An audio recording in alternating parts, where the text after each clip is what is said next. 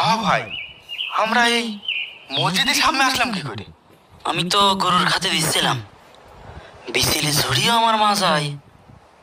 হ্যাঁ, আমি এখানে আসলাম কি করে? হঠাৎ হঠাৎ কিরম যেন আমার মাথাটা ঘুরে উঠলো, মনে হলো কিসের টানে যেন আমি এখানে চলে আসলাম।